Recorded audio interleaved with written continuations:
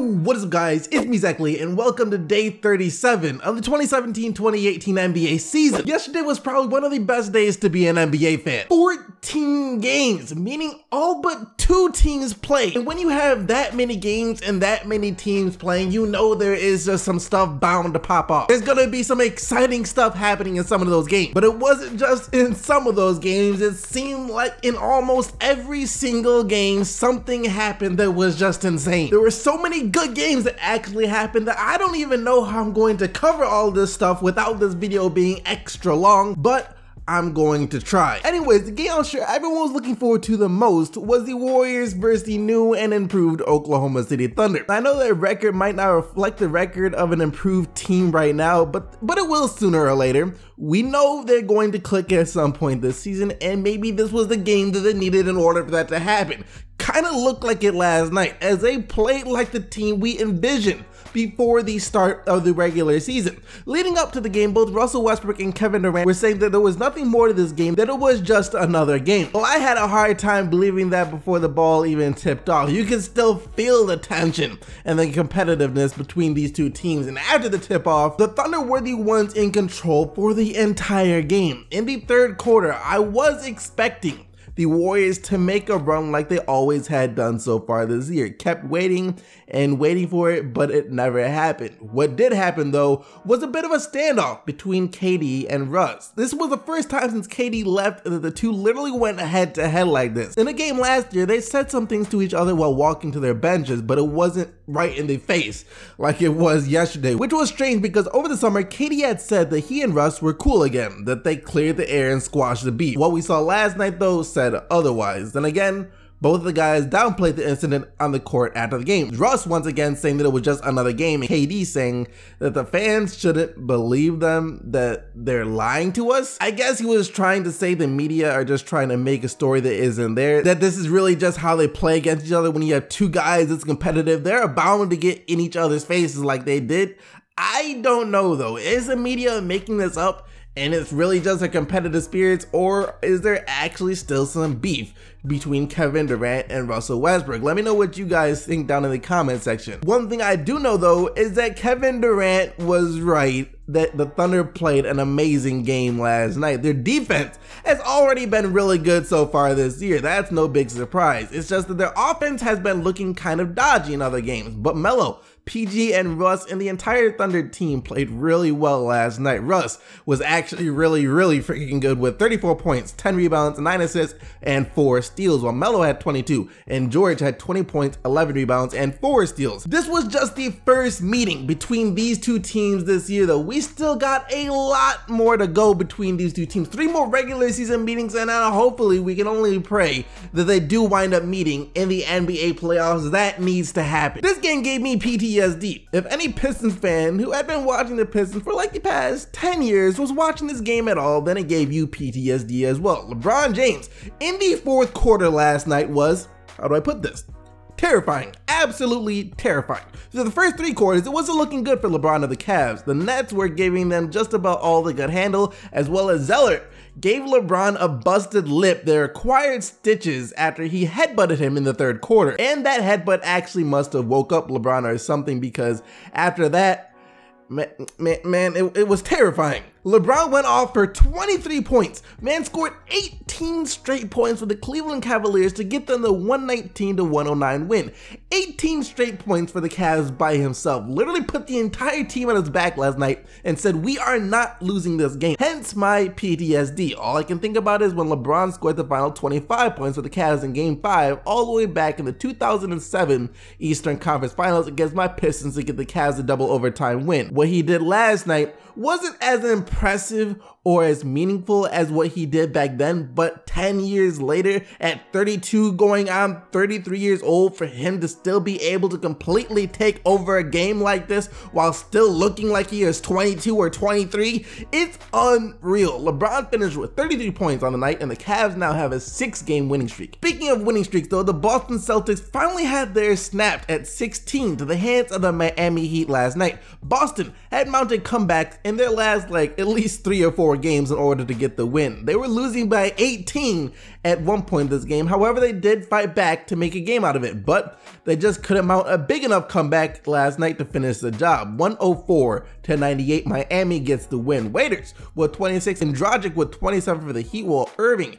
had 23 for Boston. After the game though, Brad Stevens continued to emphasize that he doesn't believe the Celtics are as good as their 16-game win streak has implied, saying that it was a bit of a mirage. Coach, you had won 16 in a row, but you have been trailing in a lot of these games. Tonight, it seemed like it came to bite you back. How much of a concern is these double-digit deficits early in games to you? No, I've told you, we're not as good as the 16-game win streak. But, you know, it was, but we do have a lot of resolve. And I can't say enough about our guys' will to come back. It's incredible to think that we were able to erase that lead that quickly. You know, and give ourselves at least a chance. So we have to get better. We have to get better with what we're trying to do. You know, it's a little bit, looking at that 16 straight is a little bit, as I said, it was a little bit of a mirage. So we know we got to get better. I do see why he is saying that. He doesn't want Boston to get big-headed. He's trying to keep them level-headed throughout their success early on in the season, because it is still very early on in the season. The Knicks stole a page right out of the Warriors handbook and even improved upon it a little last night. Come out in the third quarter swinging and keep swinging. New York opened up the third quarter with a 28-0 run, winning the quarter 41-10 overall to get the 108-100 win over Toronto. That's one heck of a quarter. And Tim Hardaway Jr.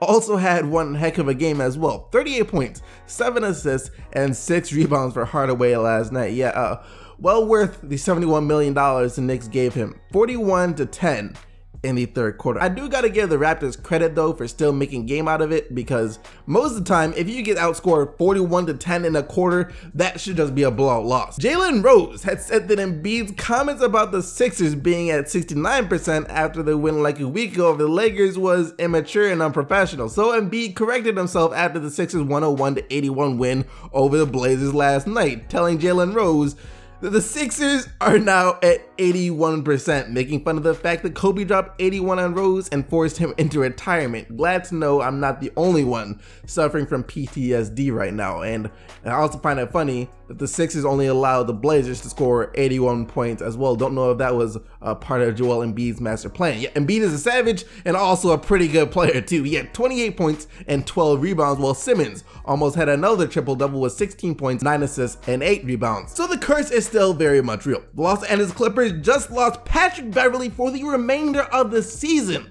after he underwent knee surgery yesterday. That really sucks for the Clippers. Hopefully Patrick Beverley recovers well. Word also has it though that multiple teams have been calling the Clippers about the availability of DeAndre Jordan. The Clippers said over the summer that they never actually tried to trade DJ despite all the rumors, and that they never want to trade DeAndre Jordan. But with how their season is going, they might not have many options other than just blowing this thing sky high. The Clippers did actually get the win over Atlanta last night, 116-103, behind Blake Griffin's triple-double of 26 points, 10 rebounds, and 10 assists.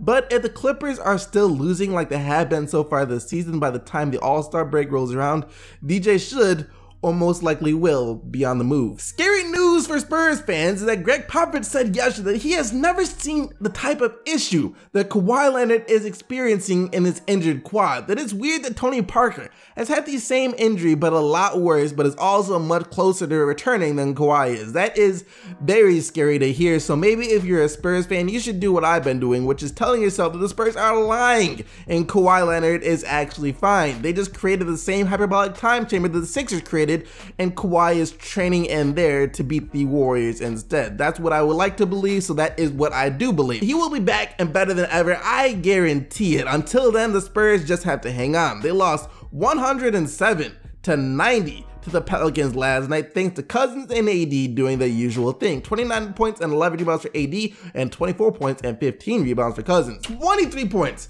12 assists, and 3 steals in 28 minutes for CP3 last night. I think he was made to play for this Rockets team, because in the limited minutes he's been able to play since coming back from his injury, he has looked ridiculously good.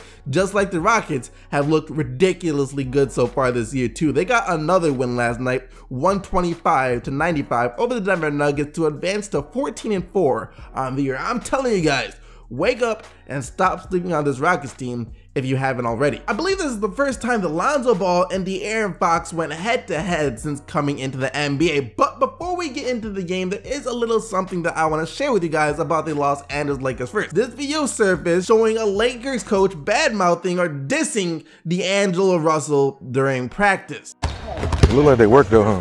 Yeah, they work. do. They work. You know, like last year we had D'Angelo. Playing with the booty, that's something else.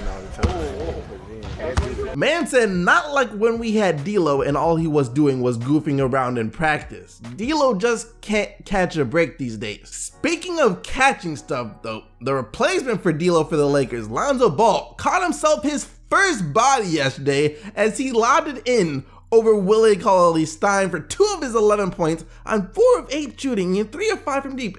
Actually, that's pretty good. Keep it up, Lonzo, and the rest of his game is still already good for a rookie, as he also had 11 assists and 7 rebounds, but it wasn't enough as the Kings still get the 113-102 win behind the guys whose body got caught, Willie Cauley-Stein and his 26 off the bench. Giannis set this game out with knee soreness, but that's okay because Chris Middleton had better be an all-star this year. He's been getting overlooked because of Giannis, but geez, this dude is low-key monster himself. Now, he might be like the discounted version of KD, but even though that sounds like an insult, it's not a bad thing at all. I mean, the discounted version of KD still makes you really freaking good. 40 points for Middleton last night, his second 40-point game of the season, and he also had 9 rebounds and 4 steals, while Bledsoe also had his best game for the Bucks as well, scoring 30 points against his former team. You could tell that he wanted to send them a message last night.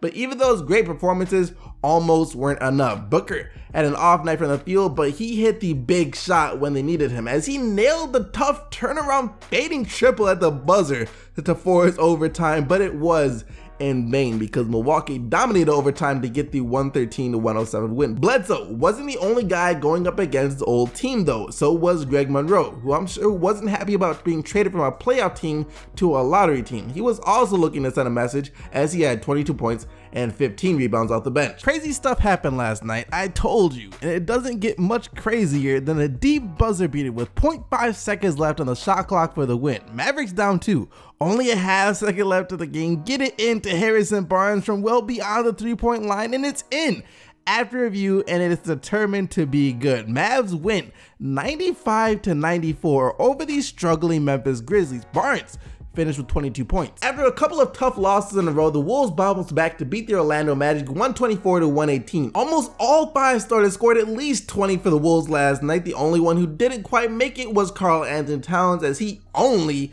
had 18 points on 7 of 11 shooting. Someone had to take the back seat. Both of these two teams' prized rookies had the worst games of their careers so far yesterday. Markkanen only 1 of 9 from the field, while Mitchell was only 1 of 10 from the field, even though his 1 field goal looked pretty nice. But the Jazz were able to get their easiest win of the season so far with the 118-80 blowout win over Chicago. Derek Favors scored 23 for Utah. John Wall kind of looked a bit more like John Wall last night as he put up 31 points and 11 assists, but the Wizards just gotta start playing better basketball, period, as they continue to be an up and down team so far this year. They were down last night and lost 129-124 to the Charlotte Hornets. Dwight Howard had 26 points and 13 rebounds for Charlotte, and Howard, just stay there. Don't ever leave for another team because you probably won't play better anyone else than you have been playing right now. I think that's actually all though. A lot of games plus a little bit of news mixed in, but you guys can go vote for the player of the day by following the link down in the description box below. Just remember that only players whose team won are eligible to win player of the day. And yesterday you guys selected KCP and his 21 points,